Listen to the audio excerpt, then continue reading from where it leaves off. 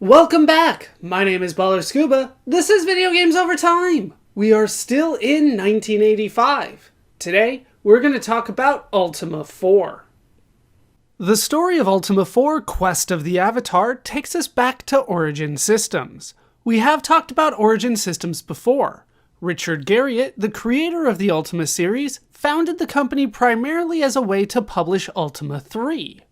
After the publication of Ultima 3 Exodus, Richard Garriott for the first time was able to receive feedback from his customers. One of the pieces of feedback he received was that in order to win the Ultima games, players were encouraged to take immoral actions, such as stealing and murder of peaceful citizens. Garriott decided that his next game should have a more ethical approach to the plot and gameplay. Garriott was inspired by a television documentary about religion that covered the Dead Sea Scrolls and a Hindu temple in India. One of the topics brought up was the concept of avatars in Hinduism, when Hindu deities would take a material form or incarnation. This show would say that the avatars had to master 16 virtues. Garriott would take this concept and apply it to his new video game, but narrowed it down to 8 virtues, inspired in part by the film The Wizard of Oz. Garriott, just like his other games, would attempt to code the entirety of the game himself. However, Garriott had to get assistance due to the size and complexity of the game, which took 2 years to develop, twice as long as his previous games. Ultimately, Garriott would get help from Roe Adams for the story, Ken Arnold for the music, and Dennis Lubay, Patricia Hunter, and Marcia Muse for the game's art. Ultima 4 is a role-playing game. The player plays as their own created character. Instead of assigning stats to the character, the player will answer ethical dilemmas and then rank the 8 virtues the game presents to determine the stats and class of the character. The player must also be human in this game. The player must then achieve enlightenment in all 8 virtues. Ultima 4 made many changes when compared to its predecessors. It is a much larger game than any of the other games. NPCs are also now given multiple pieces of dialogue depending on which subject matter the player chooses. The game also has dungeon rooms with unique combat set in them. Origin Systems released Ultima 4 Quest of the Avatar to Apple II computers in November 1985 and the Commodore 64 in December 1985. That is a brief backstory to Ultima 4 Quest of the Avatar. With that told, it's time to examine the physical items that came with the game. I should point out that the physical items that come with the game include a book of roughly 100 pages worth of information laid out in the form of lore. This will take quite a bit of time to read. If you do not wish to stick around for this information and just want to get into the game, I understand, and I will see you at the beginning of Part 3. For those that have stayed, let's get into the physical items. The game comes with a map of Britannia, with the font written in what appears to be runes. The game comes with a player reference card, full of quick references for controls and brief explanations of how the game works. The game comes with an advertisement for The Way of the Avatar, an Ultima 4 clue book, which can be purchased from Lord British for just $12.95, just under $37 in 2024. Finally, the game comes with a manual. This large manual begins with the Book of Mystic Wisdom. That reads, "The Book of Mystic Wisdom, as told by Philpop the Weary, magician to the court of his most sovereign Lord British. Know ye, O seeker of the mystic wisdoms, that the ways of magic are diverse and strange. There exists the need for utmost concentration and the harvesting of things magical in order that ye may harness the powers of the universe. Many are the aeons of wisdom contained in these pages, which I write for the benefit of my pupils, yet there is still much to learn. All magic is accomplished by the use of means both human and of nature, for true magic is but the melding of human will and natural force. Without the human voice to utter the chant, no spell may be cast. Yet without the proper natural catalyst, no spell may be effective. Thus magic is twofold, a balance struck between nature and humanity. Let us examine both aspects here, beginning with those natural substances, known as reagents, that lend power to the words of the spellcaster. Sulphurous ash. Sulfur is the substance found in nature that is most useful in the generation of fire. It is the color of saffron and, when burned, gives off an odor indicative of its great mystic strength. Yet its true power is to be found in the second burning, that is, in the use of the ashen residue of sulfur that has been burned in a crucible fashioned from the skull of a Bowron. Sulphurous ash is not an uncommon substance, having been a staple of the wizard's profession through the ages. It may be purchased from any reputable purveyor of magical goods, and is useful in the casting of energy fields and magic missiles, as well as in spells requiring a quick burst of light or a sustained glow.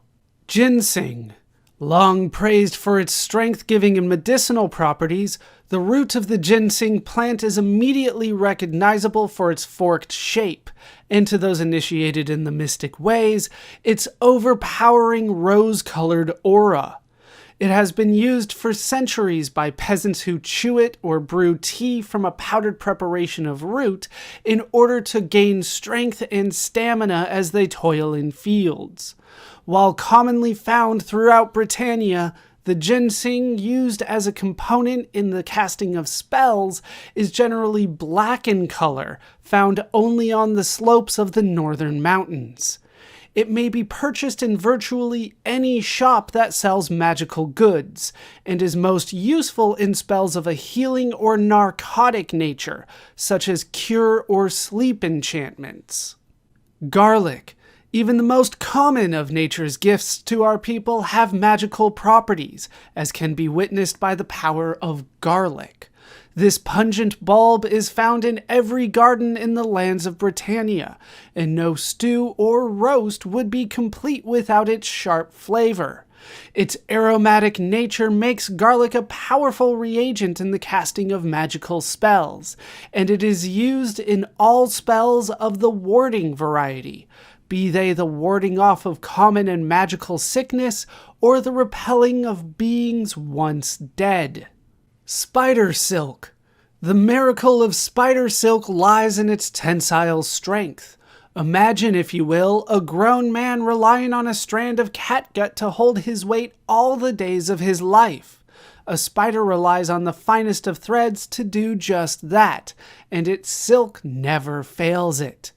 We should praise the first wizardling who realized the mystic secret of spider silk, for it is to him or her that we owe the knowledge of binding and restraining spells. The silk of the deadly albino ghoul spider, both the miniature and giant varieties, has been used by adepts throughout the years in rites of magic.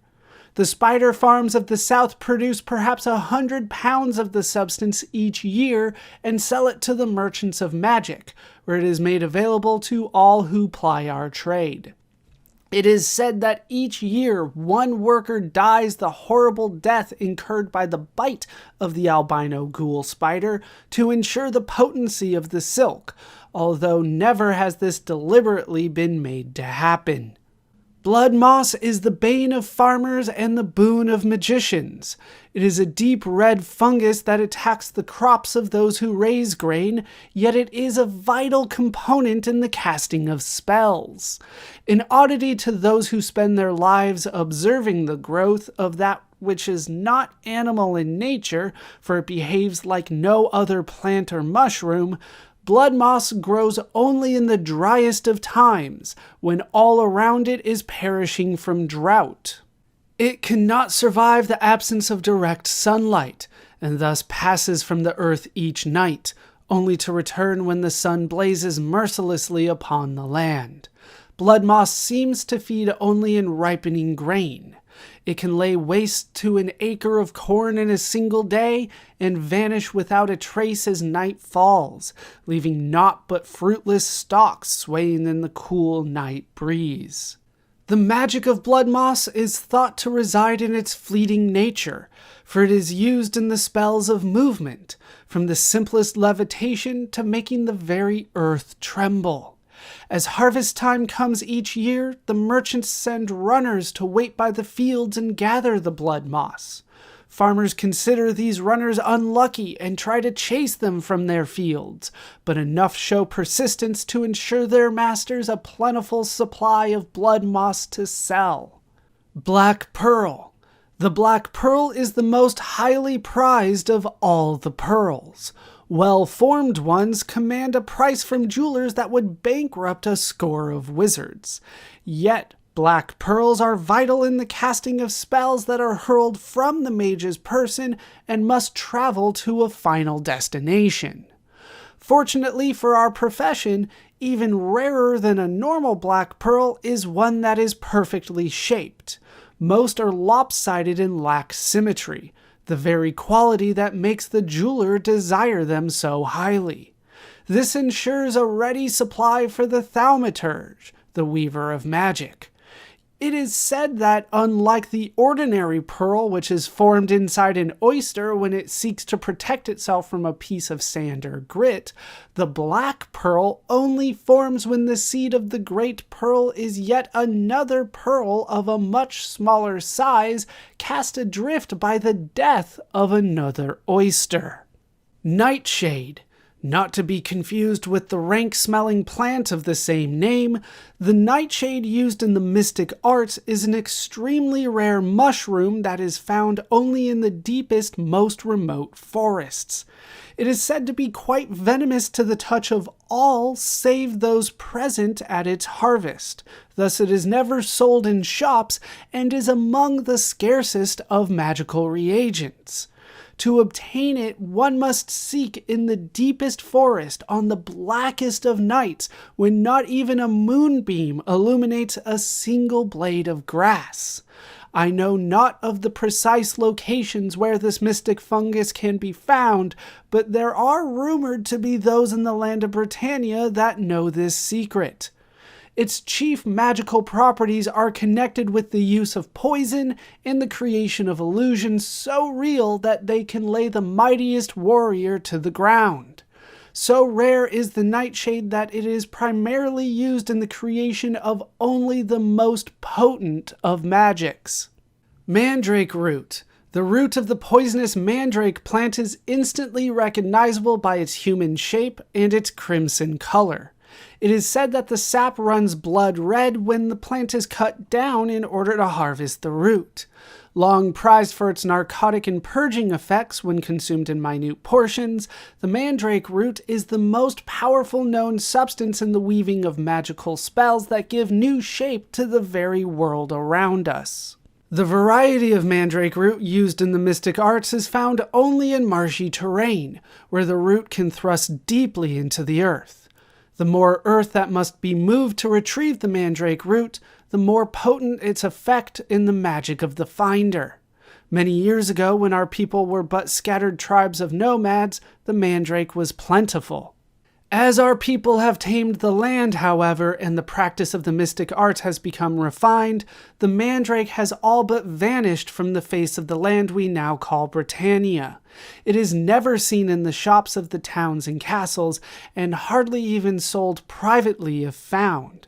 Many of our profession have devoted lifetimes to the search for mandrake root without ever coming into possession of a single piece of it. These then are the 8 mystic reagents used in the weaving of enchantments. Some are readily available, while others are costly or must be hunted and harvested by the mage that intends to use them. Guard well your supply of these magical components, for without them there can be no magic. Use them wisely, as ye must use the forces that they unleash. Remember that magic is to be used only for the cause of righteousness and for the greater good. Should you use the mystic arts for personal gain or vengeance, be prepared for the desertion of your powers. Awaken. Should you or any of your followers ever be so unfortunate as to come under the influence of a magically induced slumber, the use of a spell of awakening will often alleviate the condition. It is a simple spell which may be cast by the beginning student of the mystic arts with little effort or cost. It requires the use of ginseng for its healing qualities and garlic in order to ward off the coming of sleep until the victim's body has returned to its normal cycle of wakefulness and rest.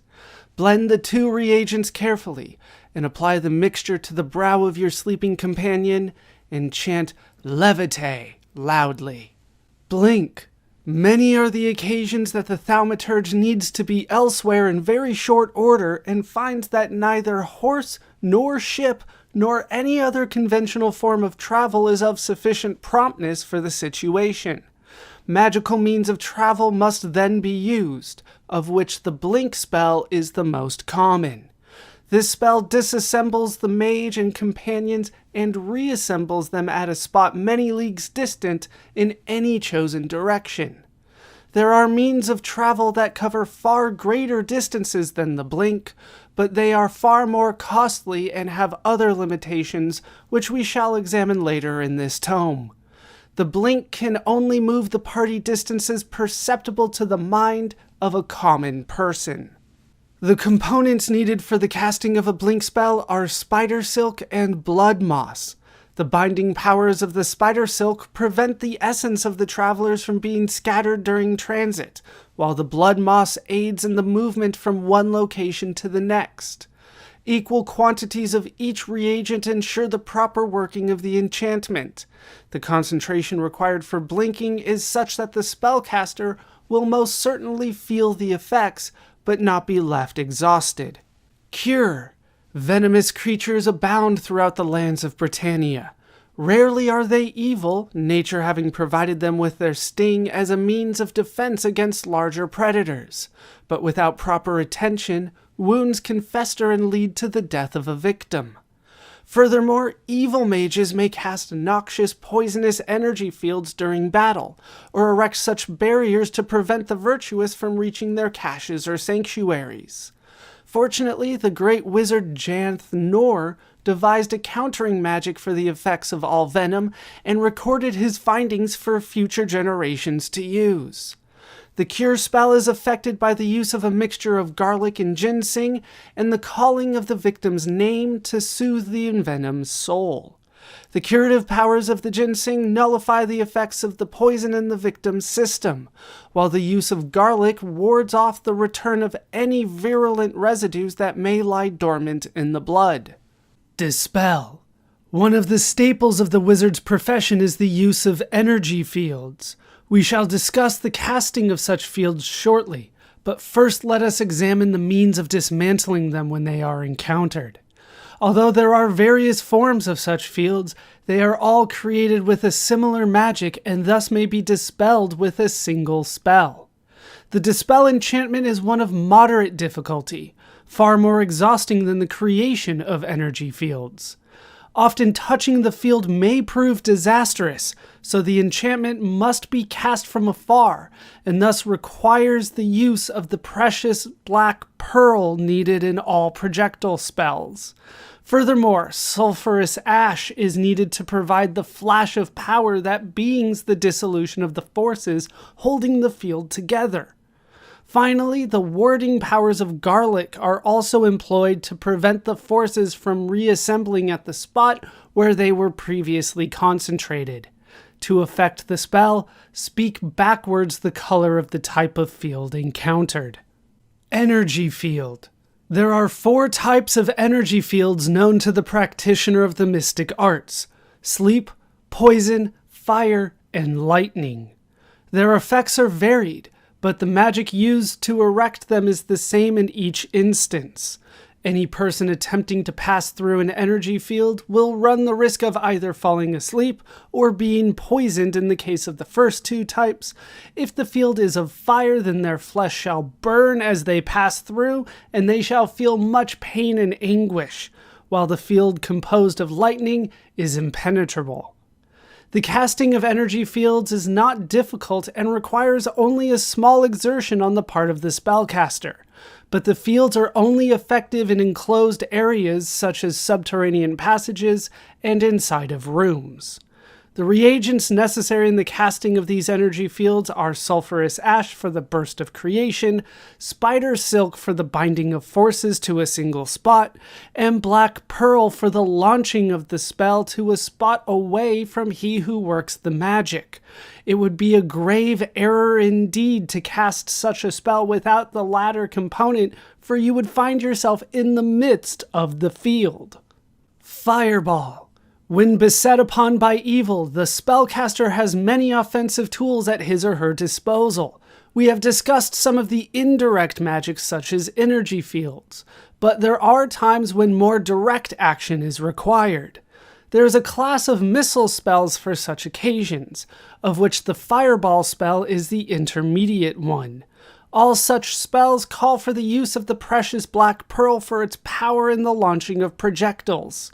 In the case of the fireball, sulfurous ash is also called for in equal proportion, for its powers of fire flash are integral to the creation of flaming missiles. Speak the name of your enemy when the spell is cast, and your aim shall be unerring, and your enemy will be devastated by the flames of the magical fires. Gate travel. In the repertoire of teleportation enchantments, gate travel is by far the most powerful. This is because it not only utilizes the reagents and chants of most magics, but also the power of the gates of the moons that control the very oceans and tides. The moon gates are located throughout Britannia, and appear only at certain phases of the twin moons, Trammel and Felucca.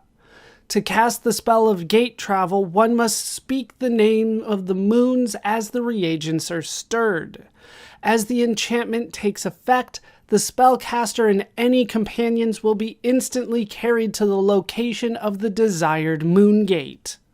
It has been a long-standing tradition among the practitioners of the mystic arts to zealously guard the secret of the components of the gate travel spell. It is said that revealing these reagents will seal the use of the gates to the one who divulged the key. Of course, none have dared to speak of them for fear of losing one of the most powerful and exhausting spells in the lore of enchantment. This writer is no exception to this belief. Heal. One of the cornerstones of the good and true path of the wizard is the use of enchantment for beneficial ends. We have discussed the cure spell, which renders venom as harmless as the purest of well water. But the most common form of injury is the physical wound rather than the internal disruption brought on by poison. Swords and talons do not discriminate, and the tools of justice are oft used for unjust purposes. When you or your companions have suffered physical injury that hath rent or seared the flesh, the heal spell is invaluable. Mix similar quantities of the healing essence of ginseng with integrating strength of spider silk and apply it to the wound. Speak the name of the victim and the flesh will be hastened along the road to wholeness. Ice Ball. Once again, the invaluable black pearl is the key to the casting of the missile spells, of which the Ice Ball is the second most potent in the mage's arsenal. Unlike the previously discussed Fireball spell, the Ice Ball requires only the use of Mandrake root in conjunction with the Black Pearl. The necromantic Mandrake will bring the chill of the grave upon your enemy, and the very blood of the victim will freeze as if it were midwinter. Ice is heavy, and the toll of casting this spell is equally weighty. All but the sturdiest of our profession will needs take rest after casting but a pair of these potent enchantments. Remember to speak the name of your intended victim as you cast the reagents aloft, lest your efforts be for naught. Jinx.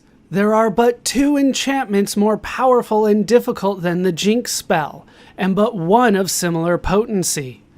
When faced with a closely packed horde of enemies, mix together equal quantities of Black Pearl, Deadly Nightshade, and the Crimson Mandrake root to cast at your opponents. Call to their attention the vulnerability of their backs and weave the magic. They shall turn and smite each other as if each was alone in a crowd of mortal foes. The Black Pearl shall carry your spell to their very midst, while the hallucinatory might of the Nightshade will confound them beyond the boundaries of common sense. Mandrake root lends the power of conviction to their misconceptions. The duration of the enchantment is varied, but throughout its course the spellcaster will be reminded of its potency by the presence of a glowing J. Be warned, however, that the casting of the Jinx spell requires great exertion.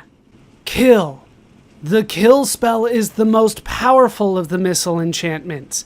It is the favorite of evil wizards, and its use is prohibited by most teachers of the mystic arts.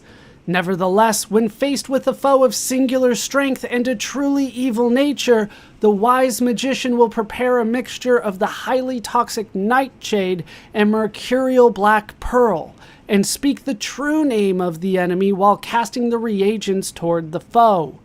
As the last syllable of the chant fades, all of the target's vital organs shall cease to function for the space of 7 heartbeats. This is usually fatal, although some beings of exceptionally hard constitution will survive a single kill spell. The enchantment may be woven several times, but takes a fierce toll on the energy and concentration of the caster. It is easier to dispel a field of vibrant energy than it is to stop the functioning of a living being. Light. The enchantment of Light is a trivial one, often the very first spell acquired by the budding sorcerer. It requires but a pinch of sulphurous ash, which is applied to the end of a staff and gently blown upon until it begins to glow with a soft yellow light. The spellcaster must concentrate briefly on the image of a candle and expend a slight amount of energy to start the magical glow. From then on, it will burn softly until the reagent is consumed, lighting the underground passages where the thaumaturge treads. There are 2 principal advantages to the use of light spells in place of ordinary torches. They are unaffected by all but magical winds or breezes, and they do not smoke and cause one's eyes to smart. Many a warrior has suffered grievously because his eyes were shut by the sting of a wealth of tears. Magic Missile. There are generally very few, if any, spells that are learned early in the practice of wizardry which are both useful and eagerly sought after by those dabbling in the mystic arts. The beginning thaumaturge almost always yearns for spells that devastate or create startling effects. The weaving of weather or the mastery of short vertical teleportations do not impress onlookers. The one simple spell that does truly inspire awe at little expense to the spellcaster is the Magic Missile. It requires the use of 2 parts of sulphurous ash to 1 part of black pearl in the casting, and it will cause a tremendous bright flash of blue light to strike an enemy. While not visibly marked, the enemy will sustain a fair amount of internal damage, said by the cynical to be brought about by fright more than by power. The Magic Missile is a useful enchantment in battle, but it is more spectacular than effective, and will not deter most enemies larger than the spellcaster who wields it. Negate. When faced with a greater or more telling magic than one's own, the practitioner of the mystic arts may decide it best for all involved to suspend everyone's use of thaumaturgy for a short time. At this time, one should invoke the powers of the Negate spell by mixing garlic with its warding characteristics, together with the exotic mandrake ripe with mystic potency. To this blend, add but an equal amount of sulphurous ash to provide the spark of fusion, and speak your own name backwards. All magic shall instantly cease, save the enchantment of negation itself, which is manifested by the vision of a glowing N hovering before your eyes. The negate spell will last only a brief time, which should be used for either the annihilation of your enemies or for the judicious removal of your presence from the troubled spot. Open. There was once a time when all beings were fair and just. The principal vessel used for the transport of one's worldly possessions in these times was the wooden chest, which is still the popular means. But since the coming of the evil ones and their lasting influence on the inhabitants of our fair land, the practice of placing obnoxious and sometimes lethal traps on the locks of chests has become quite commonplace. Virtually all folk use such devices, even the denizens of the underworld who guard naught but ill-gotten wealth. To bypass these sinister mechanisms, the thaumaturge need but utter the chant Apar Unem and sprinkle a mix of sulphurous ash and blood moss on the offending lock. The flash of the sulphurous ash powers the movement potential of the blood moss, and the lock will open itself safely, leaving the contents of the chest at the disposal of the spellcaster. Protection. There are times during the heat of battle when one finds the best form of offense to be naught but a good defense.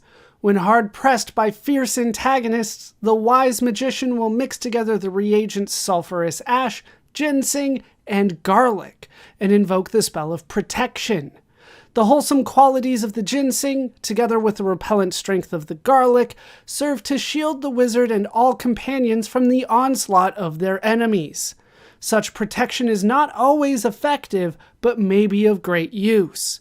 Sulphurous ash provides the mystic fire that fuels the incantation, and also serves to startle one's opponents with an initial flash as the spell begins to function. Protection is not a simple spell, but neither is it an exceptionally strenuous spell to cast. Its duration is short, and during the course of its shielding, the mage will be reminded of its effects by a glowing P hovering before his or her eyes. Quickness. The spell of quickness is one of the most unpredictable yet potent spells in the wizard's collection of enchantments, and one of the most telling on his or her companions. When cast during battle, the quickness spell will heighten the natural dexterity of one's fellows to such a degree that they will move with twice their normal agility. At times they will be able to land 2 blows against their foes instead of the customary single strike during a round combat. The price is age. For the recipients of the extra speed incurred by the use of quickness will age briefly while under the sway of the enchantment. Yet most feel that an occasional gray hair is but a small price to pay for the advantage of dealing twice the number of blows that one might receive. The reagents for the quickness spell are fiery sulphurous ash, ginseng, and volatile blood moss. The blood moss portion is double the others, for movement is the critical aspect of the spell. The sulphurous ash lends the flashes of energy needed by the beneficiaries of the enchantment, while the healing powers of ginseng prevent them from aging so rapidly as to become graybeards after a single encounter. Throughout the course of the quickness spell, the spellcaster will be reminded of its effects by the vision of a bright, glowing Q. Resurrect. Many are the monsters and terrors that dwell beneath the surface or in the forests and marshes of Britannia. Even groups of most valiant and fierce warriors are subject to losses too tragic to bear.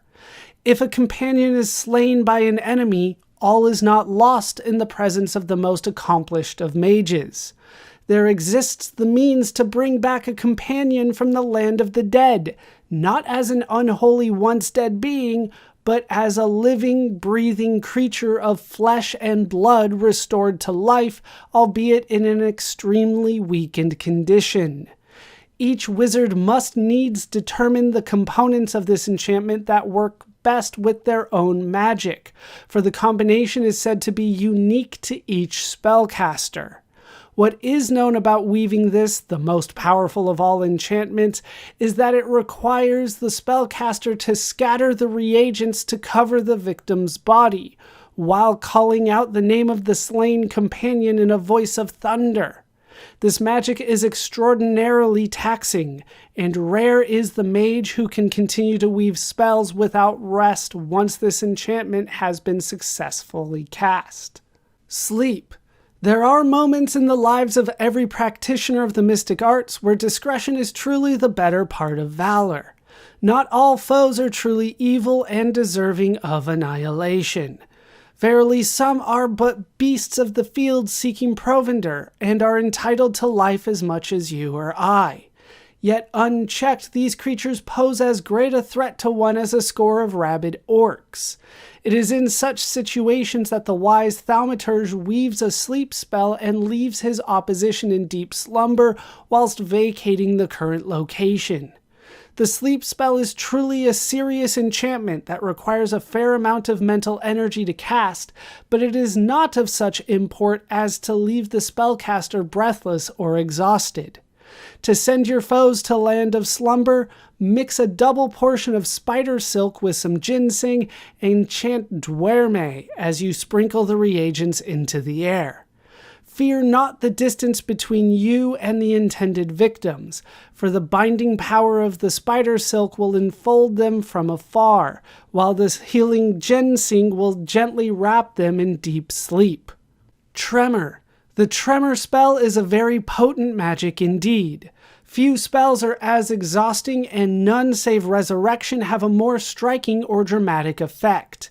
Carefully blend portions of sulphurous ash with blood moss and mandrake root and cast it at the feet of your opponents whilst shouting as loudly as possible. The volatile sulphurous ash shall furnish the flash of power to the movement potential of the blood moss, and the mandrake root will lend raw necromantic force to the spell. The very earth will tremble and quake beneath the feet of your enemies, and they will fly in terror, save those that are swallowed up entirely by the very ground itself. No spell in the lore of the mystic arts has as much power to strike fear into the hearts and minds of those that suffer its mighty impact.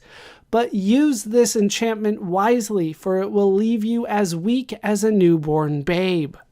Undead. Ever since the coming of the evil wizard Mondain and his hellish offspring, the lands of Britannia have been plagued by the return of creatures already slain. These once dead beings take many forms, the most common being the animated skeletons of orcs and goblins, or the ghoulish forms of flesh-eating corpses that have been summoned from the land of shades to wreak havoc on the living. These apparitions are cowed by the light of righteousness and fight as warriors in a trance. Nonetheless, they are hard to kill and never tire in battle, and thus may jeopardize even a seasoned band of adventurers. Each mage knows a form of turning them aside when encountered, but the components of such magics are personal and depend on the spellcaster. You must use your knowledge of the properties of magical reagents to determine which two will lend force to your enchantment of undead turning. When you have found the proper mixture, cast it at your foes while chanting the name of what the creatures once were when they trod the earth in life. View. The lands that we now call Britannia in honor of the wise and just influence of Lord British are vast in scope and hold many uncharted regions.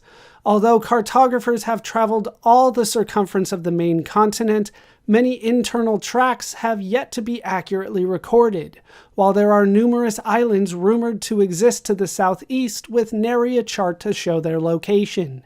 Here the practitioner of the mystic arts has a great advantage over the wanderer or seafarer in that the view spell may be woven when the need arises.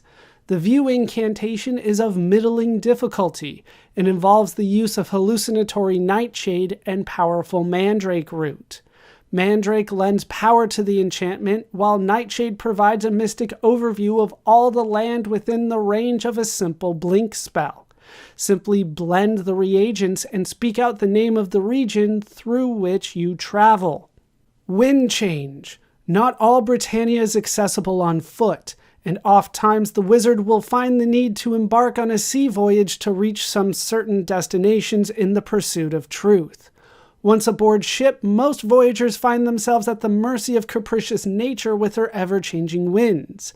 This is not true for the practitioner of the mystic arts, however, for through magical means one may control the very direction of the wind, albeit for but a short span of time. Wind change is not a taxing enchantment. Indeed, a powerful wizard can cast it almost continuously, although it is not so trivial as opening trapped chests or effecting minor teleportations. Simply mix sulfurous ash for power and blood moss for movement to coax the wind to a more favorable direction. Speak the name of the patron of winds and call out the direction desired, and the winds shall change at your bidding. Exit. When trapped in the bowels of the earth, weary and battered with a long road to the surface, the use of an exit spell can be beneficial. This enchantment is but one of the middling forms of teleportation, quite similar in cost and nature to the blink spell. It too disassembles the party and reassembles it on the surface of Britannia, and thus requires very similar components to the aforementioned blink enchantment. Aside from the moving blood moss and the binding spider silk, which ensures the safe passage of the disincorporated party, exit requires the use of sulfurous ash to provide the flare that guides the party from the depths of the darkness to the world of sunlight. When casting the exit spell, the thaumaturge should try to envision the actual entrance to the underworld used to gain the subterranean passages at the beginning of the expedition below ground. Successful casting of the exit spell will surely return them to that self-same spot. Why? Up. The two most elementary forms of teleportation both have strange names and may be used only when underground. The more difficult of the two is known by the letter Y in honor of the mage Yenthak Nor, who first crafted the enchantment. Yenthak Nor discovered that a blend of blood moss and spider silk in conjunction with the spoken names of the moons would cause one who utters it to be lifted upward through the very soil to the next highest level of a dungeon. The spider silk holds the party together during their transit, while the blood moss moves them ever closer to the moons. Z. Down. The Z or down spell is perhaps the simplest of all the teleportation spells. It requires the same components as the Y or up spell, these being blood moss for movement and spider silk for its binding qualities, but requires half the mental energy and concentration on the part of the spellcaster due to the natural tendency of all bodies to move downward. The origin of the name is uncertain, but it is believed that the letter Z is the first letter of the unpronounceable true name of the Lord of the Underworld, a demon of much power. To effect the spellcaster must scatter the reagents and chant Baha in stentorian tones. The lower the tonality of the chant, the higher the probability of the party moving down one level of a dungeon. This is followed by the History of Britannia, which reads, The History of Britannia as told by Kyle the Younger. Chapter 1. Political History. The Dark Ages of Britannia is the name given to that long span of time when the infamous Triad of Evil stalked the lands and challenged all for the supremacy of the soul. The first era of the Dark Ages came to an end with the downfall of the evil wizard Mondain and his many minions, as chronicled in Ultima 1. The lords of the lands were weak and scattered, rendered ineffective by factional wars. It was only through the valiant efforts of an itinerant adventurer that the foul Mondain was tracked to his hidden lair and slain. But a few years of restless peace followed Mondain's downfall. So long had the world shuddered beneath Mondain's yoke that many found it hard to believe he had been really vanquished. In truth, his teachings did not disappear. Mondain's apprentice Minax rose to power soon thereafter to challenge the fledgling city-states that were beginning to evolve. The terrors had begun anew. Minax's powers upon maturity greatly exceeded those of her evil mentor. With these powers, she was able to rain wholesale destruction upon the planet, twisting and corrupting everything. Her foul web spread through time itself, ensnaring all who sought to oppose her. Finally, there arose a hero out of legend who dared face Minax in her own fiery castle and destroy her.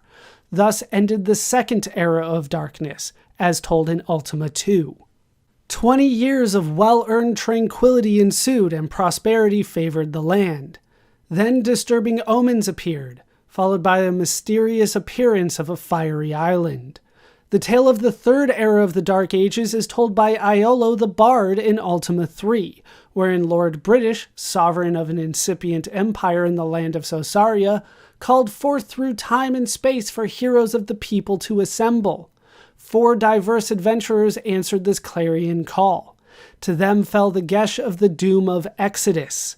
Long they labored on the trail of the mysterious Exodus, through many a deep dungeon which seared their souls. To this day, each member of that team bears the marks of their journey. With the aid of the mystical Time Lord, they were successful in bypassing the great Earth Serpent and gaining access to Exodus's island fortress. The very bricks of the fortress rose up against them, and great is the bard's tale of their struggle to reach their mortal foe. Of the final confrontation, not one of them will speak, save to say that the evil is gone from this plane. So passed the third member of the Triad of Evil, and with this death, so passed the Dark Ages of Britannia. From the rubble of Sosaria, Lord British was able to unite all the mainland and a few of the islands under his one rule. This new Empire of Britannia brought much sought-after peace and prosperity to its subjects. Many of the ancient pockets of evil were destroyed, so that the only remaining hazard to wayfarers was the occasional stray band of marauding orcs or hill giants. Most of the lands were mapped, although a few unexplored regions still remain. With the Triad of Evil destroyed, Lord British became known for his dedication to raising the quality of life of his subjects. To assist in this endeavor, 3 mighty structures were raised in distant parts of the realm. One was the Lyceum, wherein lay the great observatory. Another was the Empath Abbey with its oak groves, where wise men and women meditated upon the teachings of the ancients. The third structure was the great castle of the Knights Order of the Silver Serpent. Only the flower of Lord British's chivalry was invited to join this order, which embodied the highest ideals and exemplary bravery. The rest of the land was divided among 8 major towns, each with its own political faction. Numerous satellite villages also dotted the countryside between the towns. In this manner were Lord British's lands organized. Chapter 2: Geography. The final destruction of Exodus rocked the known world. Mountains rose, land masses sank. Most of the surface area of the world became fused together into one large mass. It is over this major continent, now called Britannia, that Lord British rules. Some nearby islands also pay homage to him, while beyond these islands lurk uncharted shoals and rumored pockets of evil. Lord British's magnificent castle is situated in the center of the continent, overlooking Brittany Bay. This tall building is the greatest architectural structure of the New Age. Loyal subjects may pay homage to His Majesty and renew fealty whenever they are in the vicinity of his castle. Nearby lies the arts center of Britannia, the town of Britain, where bards weave tales of legendary deeds and serenade visitors. To the north of the castle of Lord British lies the great mountain range, known as the Serpent's Spine. The peaks of this range are the highest in all Britannia. During the summer months, a small out-of-the-way pass allows knowledgeable travelers to save much time on their journeys. Beware of the one-eyed Cyclops and fierce two-headed Ettins that inhabit this range. Northwest from the mountains begin the vast woods known as the Deep Forest. Many a traveler has become lost among these tall, majestic trees. If thy feet stray from the beaten path, do not despair, for within the woods lies the beautiful city of Yew, home of the mystic Druids. The High Court of Yew judges all the important cases in Britannia, and is famed far and wide for the wisdom of the decisions rendered here. Nearby is the spiritual center of Britannia, the famous Empath Abbey. Within these hallowed walls, wise men and women study the ancient writings of past masters, and meditate upon the great principles that govern the universe. A good meditation, focusing on a proper mantra, will sometimes yield valuable visions to those whose patience and powers of concentration are strong. The experience is well worth sampling. East of the deep forest lie the high steppes of Britannia, famous for beautiful horses. The only difficulties a traveler might encounter here are bands of thieving rogues and unfriendly wizards. The high steppes border an interior lake fabled for mysterious disturbances. Beyond the high steppes lies the famous battlefield, known as the Bloody Plains, where the last major forces of evil were vanquished. Alas, many of our brave men perished here in the fight for virtue. Be very careful when thou passeth through this region. It is whispered that, at some phases of the moon, the undead rise and fight the battle again. Lost Hope Bay lies to the north of here, with the sturdy town of Minnoch perched on its shore. Minnoch is home to some of the finest craftsmen in the realm. The tinkers of Minnoch are known far and wide for their skill. A tired traveler will also find a refreshing place to rest at the Wayfarer's Inn. The northeastern tip of Britannia is rather wild. The treacherous marshes, with their noxious vapors that poison the unwary explorer, are home to swarms of large insects and all manner of vile beasts. South of Lord British's castle can be found a large plain, mountains, and a dense forest. On the southern edge of the continent is the magnificent town of Trinsic, from whence come Lord British's finest paladins. The tap in town has some of the best brew around, and the bartender is a great source of current gossip. Be sure to tip him well.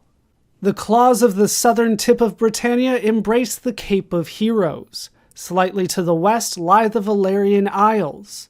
The walled town of Gelom provides Lord British with the best fighters and also has the largest inn of the realm, where the service is outstanding. The headquarters for the Order of the Silver Serpent is on an island south of the Cape of Heroes. This wooded fortress was given to the members of the Order by Lord British in recognition of their outstanding service. A visit to Serpent Castle will instill within the traveler a true feeling for the ways of chivalry. Off the western shore of Britannia is the island home of the Doughty Rangers. Skara Brae is a beautiful city and spaciously laid out. For those suffering from rare diseases or grievous wounds, a mystical healer resides within those walls. The healer will aid the destitute as readily as the wealthy. Expect no payment save what the sufferer can afford. In the northeastern part of Britannia lies Verity Isle, famed as the home of the Lyceum. This pillar of higher learning constitutes the center for the sharpening of the finest minds in Britannia. The Lyceum's observatory provides Lord British with valuable information about the course of the heavens and provides a vantage point to watch the happenings within his realm.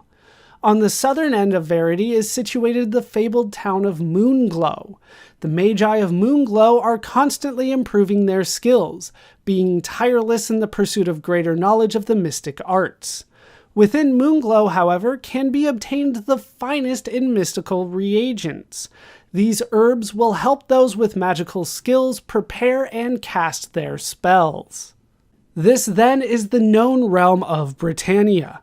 Several small villages also dot the landscape, but all are not recorded in the charts of the realm. Some other islands of varying significance hug the shoreline, most of which are uninhabited and barren. The only islands the traveler should be cautious about when exploring are known as the Fens of the Dead. Disembodied wisps, ghosts, long-dead liches, and savage Zorns have been reported here. Existing maps are by no means complete. There are said to be other unexplored isles, wherein all manner of monsters and evil beings reside.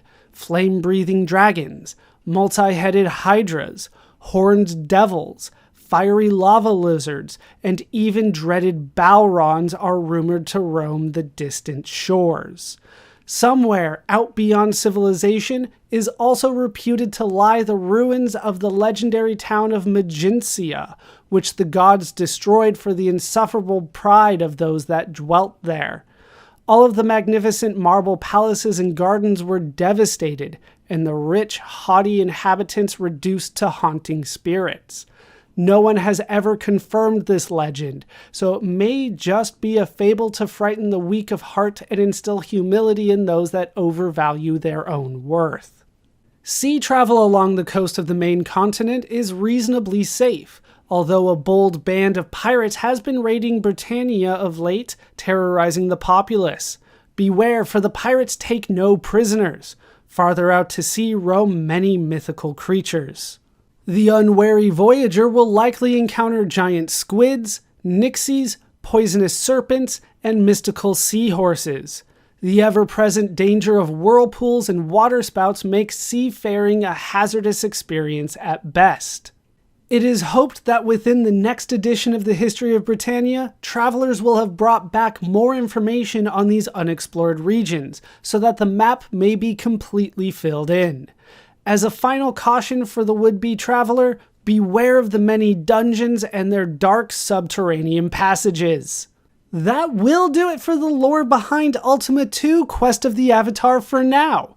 My name is Baller Scuba. This has been Video Games Over Time. Thank you so much for watching, and I hope to see you in our next video for more lore behind Ultima 4.